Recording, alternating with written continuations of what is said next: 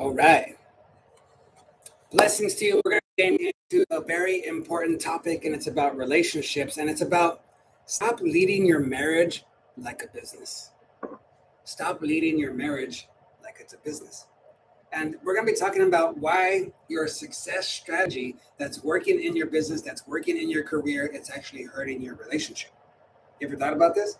See, I deal with a lot of high performers, business owners, entrepreneurs, and it's very frustrating and confusing for them. Why? Because they're winning in every other area. They can make decisions, they have power, they're respected everywhere but at home, where it matters most. So it sucks to be winning at work but losing at home, right? See, a lot of business owners, they're working hard, grinding, they're not lazy. And it's not that they don't love their partner, it's just they don't have strategies or systems in place. So at work, they're grinding, they're working hard, and they go home and give their leftover quality energy, their leftovers, to the people that they love the most. So look, you as a business owner, you as an entrepreneur, you as a leader, you as a high performer, you are very good at solving problems. Yes or no? Like you can analyze, you can decide, you can execute, like man, bring it. Like, bring the problems. I will dominate. Nothing's going to stop me, right? And that's a good thing. And that works at work. It works at work. It doesn't work at home the same way. And this is where a lot of high performers they don't see that. And because of that, their relationship really has a hard time, and they don't understand why. So what do we do with that? If that, you having that dominant personality that, let's get things done. It's good to have that in your career, in your work, because yes, it's about results. And the economy doesn't reward you for your good effort, right? Or just being nice. Like the economy, the marketplace rewards you for results, for the value that you bring and the problems that you solve, right? So like you have to grind like that. But when you're at home, there is a different shift. It doesn't work the same way at home. And most performers, most high performers and leaders, they don't realize that their leadership style is actually creating tension in their marriage. How? So let's break it down. So look, this is what's really happening. I want you to, and if you're experiencing this, please put it into the chat and comments, and I want to hear from you. Look, what's really happening here? At work, you solve problems. How do you solve problems at work? In your career, especially as a leader, especially as somebody who has a title and a position, who has authority. Like how are you solving problems? You're being very direct, yes or no? You're being efficient, you're being decisive, you're like boom, boom, boom, boom, bah, right? But at home, that same style with the people that you love, whether it's your partner or your kids, like it can feel like you're being dismissive, it can feel like you're being controlling, harsh, right? It can feel like you're being emotionally unavailable, like you don't care, insensitive. And it's not because you're wrong, but because marriage is not a performance system. You understand that? It's an emotional system. It's not a see. Yes, we have to perform, but it's not a performance system. It's an emotional system. It's a connection there. And if you use logic, because this is where we make decisions logically, right? Like in our business, in our career. So if you go into your relationship where there's an emotional system and you use logic where emotional safety is needed, what do you think is going to happen to your connection? It's going to drop. You're not going to create connection there. See, this is where we have a blind spot as leaders, as people who are getting things done, who are entrepreneurs, who are business owners. This is where we don't see this. High performers, we confuse clarity with connection in our relationship. Like for an example, we think, all right, I solved it. Why are we still upset? I already solved the problem. Why are we still talking about this? Why is it still a problem? You're being an issue, or you're being a drama. You're being reactive. You're holding this too long. You're being sensitive. Whatever. We start to label after that because we're thinking like, what happened? We already solved this. Why are we still upset? Because solving the issue is not the same as that emotion. Solving the problem is not the same as connecting emotionally and making sure there is some understanding and some safety. It's a big difference. So at work, solving the issue ends with the conversation, right? We talk, we deal with it, and the conversation ends, the issue ends. Boom, that's how it is at work. But at home, it's not the same thing. Have you realized you can't just have a conversation, you end it, okay, it's over. Like, we're not going to deal with that again. That's not how it works, right? Like at home, solving the issue without the emotional connection, without the emotional understanding, without the emotional validation. When you solve an issue without emotional validation and understanding, it creates distance, it creates hurt, it creates misunderstanding, it creates confusion, it creates a lot of things. It creates a gap. And that gap begins to build frustration. It begins to build anger, resentment. Now you're not respecting each other. Now you're speaking sharp and you're saying things. You're having attitude, right? And now all of a sudden, like, you're creating this distance and this problem in your relationship. Are you following? It builds a gap. So look, this is what I see in a lot of high performers, a lot of business owners, leaders. I see a pattern. So many high performers, couples, right? They struggle with, there's a mismatch. There's, for an example, like, you have one person that wants resolution and the other person wants understanding.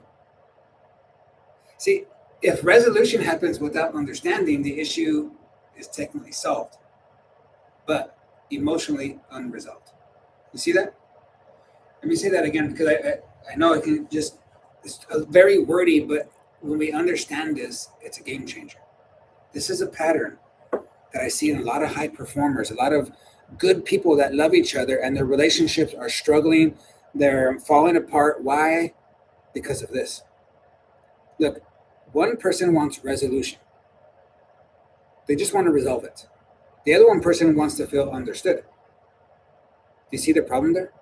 Now you have one person just going to fix it, and the other person is like, I don't want it just to be fixed. I want to feel heard. I want to feel understood here. I want to feel connected. I want to feel safe again.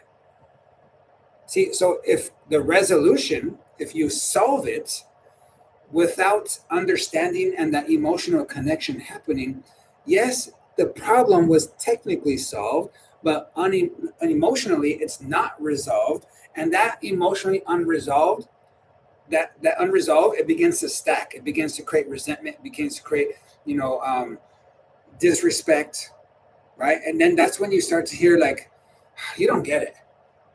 You just don't get it. Even though you just fixed it, you don't get it.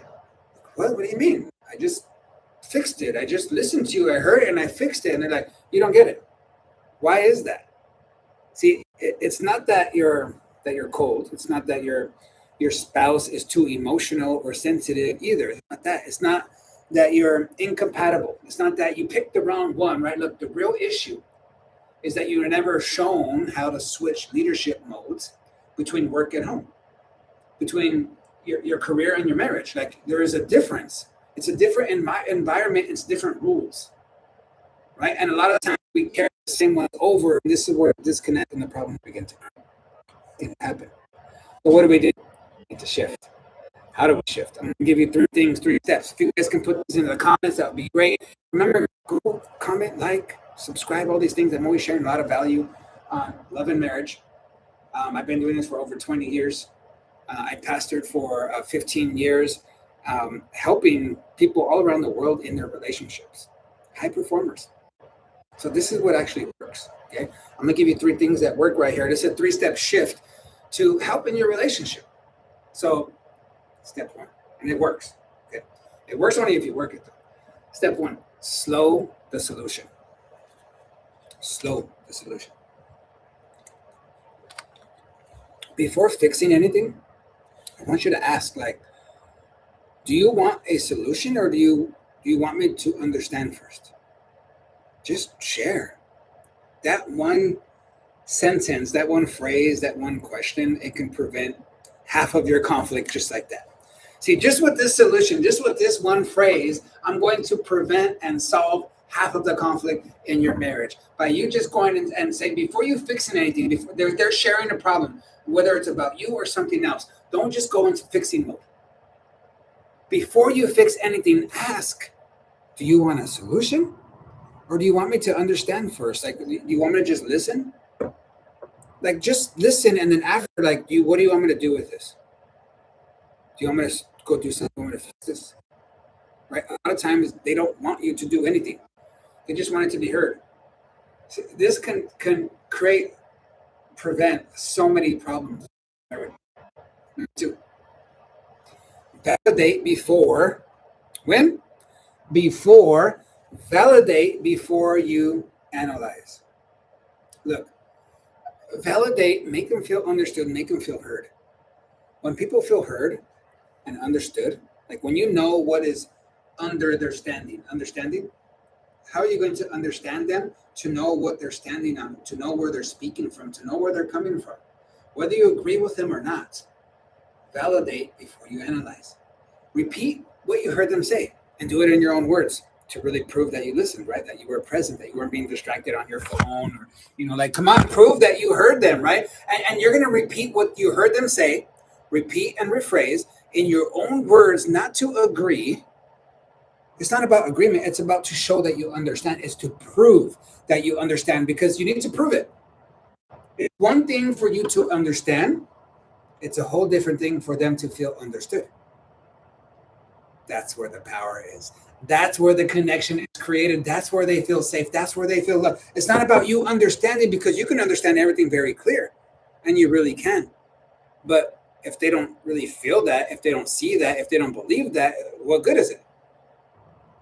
Validate before you analyze. Repeat back in your own words, not to agree, but to show that you understand, because that understanding, it begins to lower the defenses. It lowers that emotional tension really fast because they feel understood.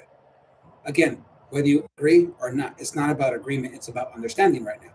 From there, you can go and share your opinions and things, but first bring down their defenses, right? Number 3, separate emotion from execution.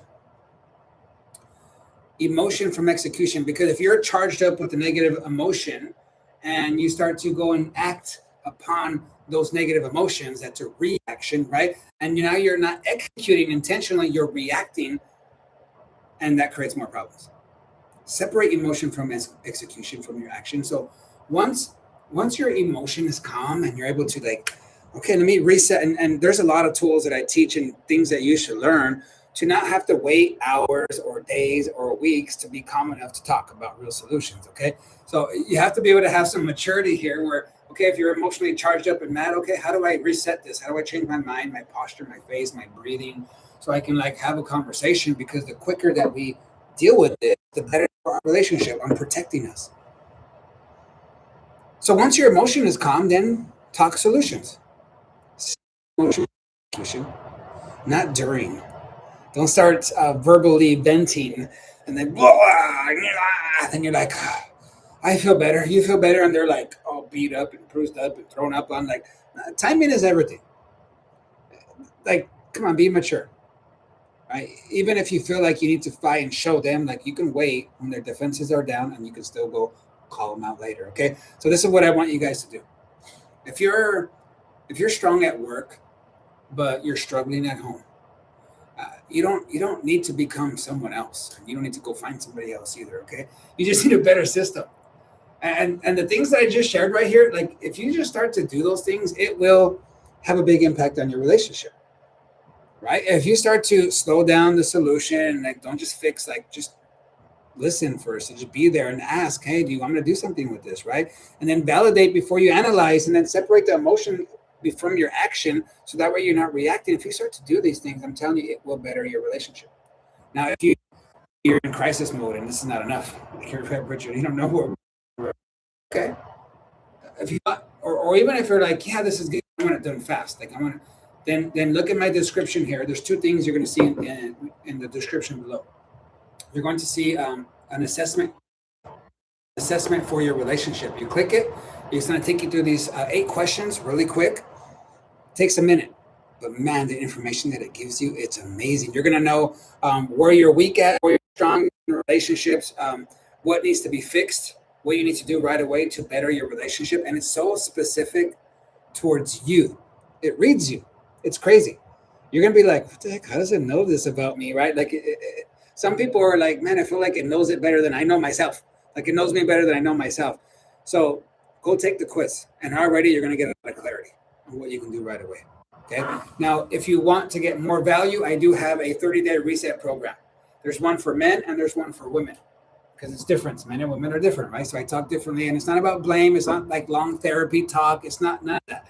It's about real things that you can execute. I help you to change your mindset. I help you to change different things that you might be dealing with and easily triggered and buttons pushed, right? You need to get rid of those things. How do we establish connection with that relationship when things are dry or even very sensitive or in crisis mode? So check out the quiz, the assessments. Check out the 30-day marriage relationship reset programs that I have, and let's get it done.